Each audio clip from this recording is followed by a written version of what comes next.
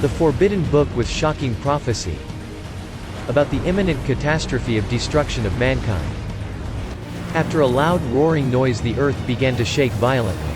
Strong winds screamed. Pacific Ocean waters form a tsunami over 2 miles high, like a large mountain moving toward the west coast of the United States. San Francisco and Los Angeles were engulfed in a flash. Tsunami rushing away, at a speed of 1,000 miles per hour toward the shore.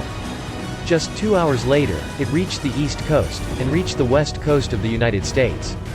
Passing through the entire North American continent. Modern human civilization has been completely destroyed.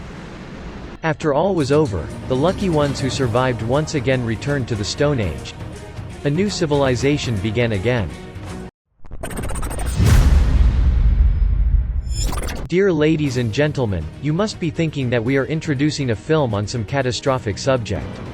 But no, this is most likely a disaster that happened on Earth 5,000 years ago.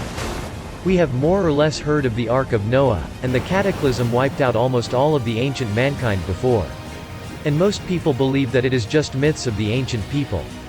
But there is a book that boldly shows that this story is completely true, with very accurate evidence. That is the book, The Adam and Eve Story, by Chan Thomas, published in 1963. It is worth mentioning that, as soon as this book was released, it was banned from publication by the U.S. Central Intelligence Agency, CIA. From there, it became a forbidden book. There are many books that are banned in authoritarian countries, to prevent people from reaching the truth. But in what is said to be the world's top freedom of speech like the United States? Why ban a book that seems so purely scientific? The Adam and Eve Story. In his book, Chan Thomas said, "Human civilization does not exist only once. It has gone through numerous mass extinction, then reborn. At the same time, there have been many catastrophic disasters on Earth." He mentions in his book that the Earth's magnetic field after a certain time will rotate, thereby causing a series of destructive disasters. The Earth's magnetic field is believed by scientists to be produced by the convection motion of molten metal in the Earth's core. It protects all life on the Earth's surface from damage caused by electrical currents released from the Sun, and cosmic rays. However, there is a reason. When the Earth's core stable electromagnetic structure is destroyed, the Earth's magnetic field reversal occurs. At the same time, an extremely powerful energy burst out of the core. It is like a giant rocket, softening the original fixed crust of the Earth. And the continents would be like giant ships that would travel at speeds of 1,600 kilometers per hour. Perhaps, you have seen ships running across the sea. When moving, they create quite large waves on the sides of the ship. So you imagine, a giant continent moving at the speed of 1,600 kilometers per hour. What will happen? It would form a tsunami several kilometers high. In just a few days, it completely engulfed the continent. At the same time, with the displacement of the Earth's crust, disasters such as earthquakes and volcanoes will also be triggered. Water and fire, which will take turns, destroying the surface of the Earth. The scene at that time was no different from the Doomsday. Thomas also points out that the above-described crust drift occurs within a short period of time. Not thousands of years or hundreds of years, that was completed within a few hours. Where did he base to confirm this? Mammoths. Over the past 100 years, Russian scientists have found several frozen mummies of extinct mammoths, in the frozen lands of Siberia. Close to the North Pole. These mammoths had skin and muscles that were still fresh, like it had just died. In their mouths and stomachs still have a lot of undigested food, including many plants of the tropical region. They are said to have frozen suddenly, that is why their bodies are so well preserved. In other words, these mammoths originally lived in the tropics. And all of a sudden, the temperature dropped below -80 degrees Celsius for a very short period of time.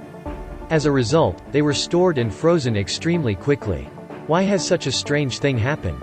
It can only be explained that the Earth's crust has moved a lot in an extremely short period of time. The continental plate was originally located near the equator, suddenly within a few hours had drifted to the Arctic. Therefore the temperature drops dramatically in a short time. With this same point of view, in 1953, American professor Charles Hapgood proposed a theories of Earth's shifting crust, which was strongly supported by scientist Einstein. Even wrote a foreword to the book. Hapgood has carefully studied a large number of maps that have been passed down since ancient times. These ancient maps accurately depict the true topography of Antarctica under thick ice. What people cannot do today, without the support of high-tech means. So how can the ancients draw such an accurate map of Antarctica? Hapgood said that, at that time the Antarctic continent was not located at the current location but in the temperate tropics, so it was not covered by ice and snow. After that, the Antarctic continent suddenly moved very quickly to its present Antarctic position. The climate suddenly became icy and covered with ice and snow. Cataclysm. In his book, Thomas affirms that, many of the myths and legends circulating in the world since ancient times are not human creators, they are true events in history. In myths, fairy tales, in almost all ancient civilizations in the world, there is a legend about the cataclysm. Can eradicate an entire nation, a civilization, even the whole of humanity. In the Bible there is a famous story about Noah's Ark. In China, there is the story of Yu the Great Flood Control. Native American tribes have story of Wainabuzhu and the Great Flood. According to a statistic, there are about 2,000 such legends in the world. This could not be a coincidence, indeed, there exists a global cataclysm when stories have the same content, coexist in the world. The Bible records that, when Noah was 600 years old, on the 17th day of the second month all the outlets of the vast body of water beneath the earth burst open. All the floodgates of the sky were opened, and rain fell on the earth for 40 days and nights. The Lord destroyed all living beings on the earth. The only ones left were Noah and those who were with him in the ark. The rain stopped, and the water gradually went down for 150 days. On the 17th day of the seventh month the ark came to rest on a mountain in the Ararat range. The water kept going down, and on the first day of the 10th month the tops of the mountains appeared. Ararat is the highest mountain in eastern Turkey, with the main peak up to 5,165 meters above sea level. Today the famous Darupanar relic has been found, at an altitude of 1,989 meters in the Ararat region. The remains of Darupanar, it has the exact shape of a ship with a length of 150 meters.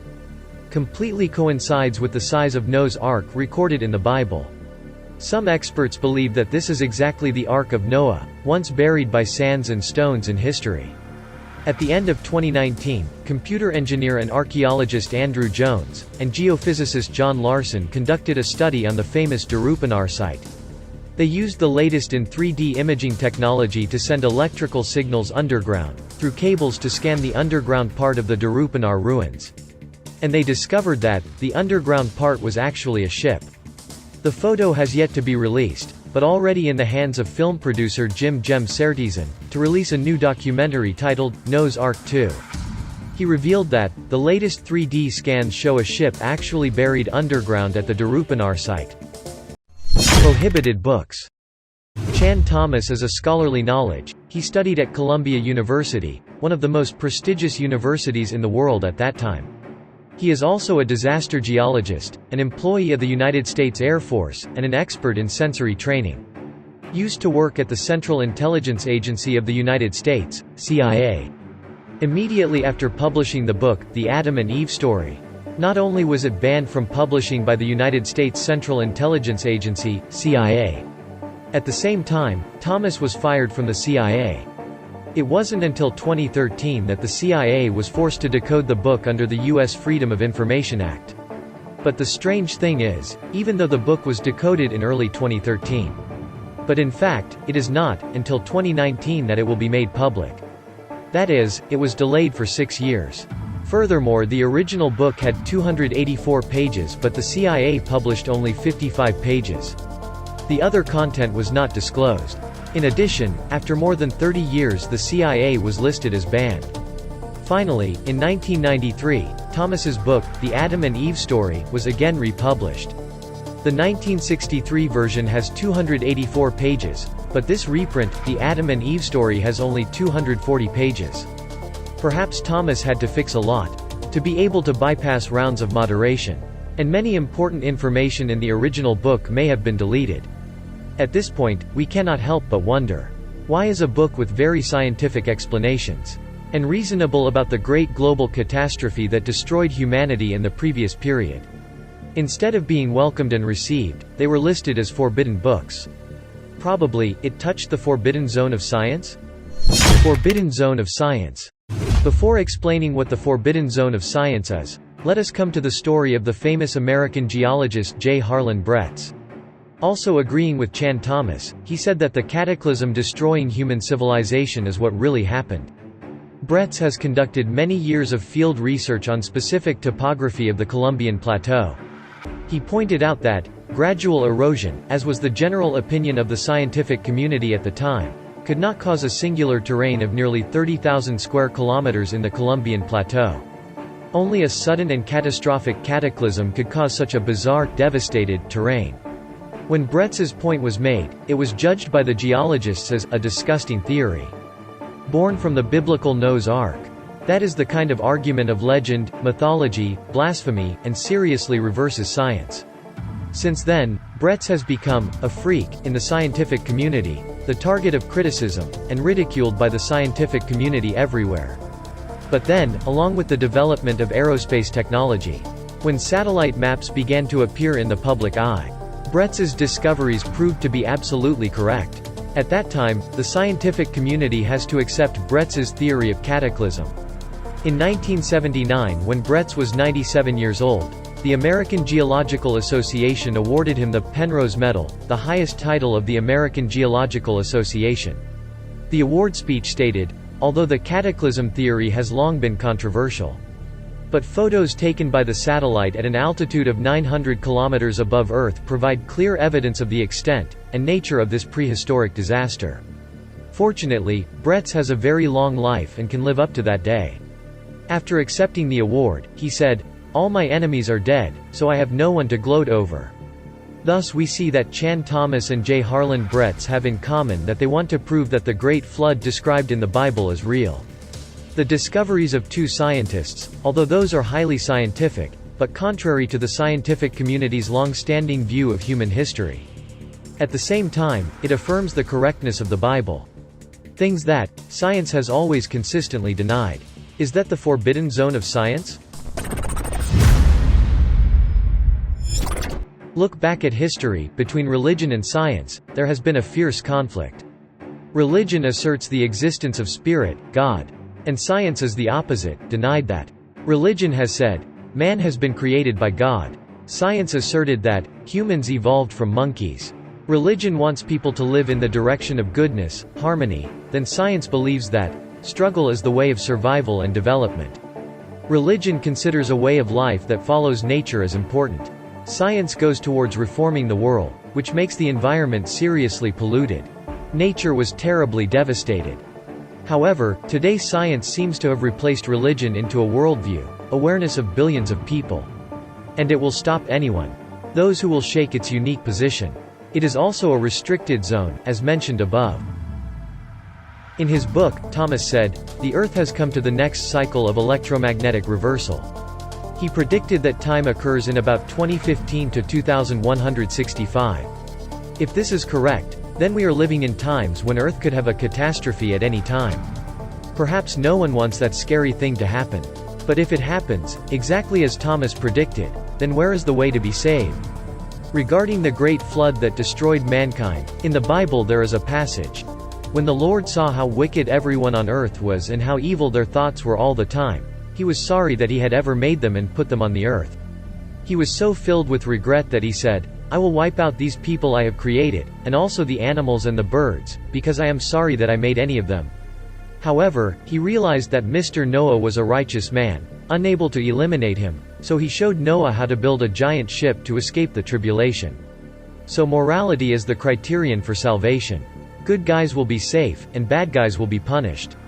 We wish you all the audience to always keep kind thoughts in their hearts. Regardless of whether a great calamity happens or not, we always have salvation. Thank you for watching. If you see a meaningful video, spread it by liking and sharing it with your family and friends, and don't forget to subscribe to the channel to get notified when there's the latest show. Goodbye and see you again.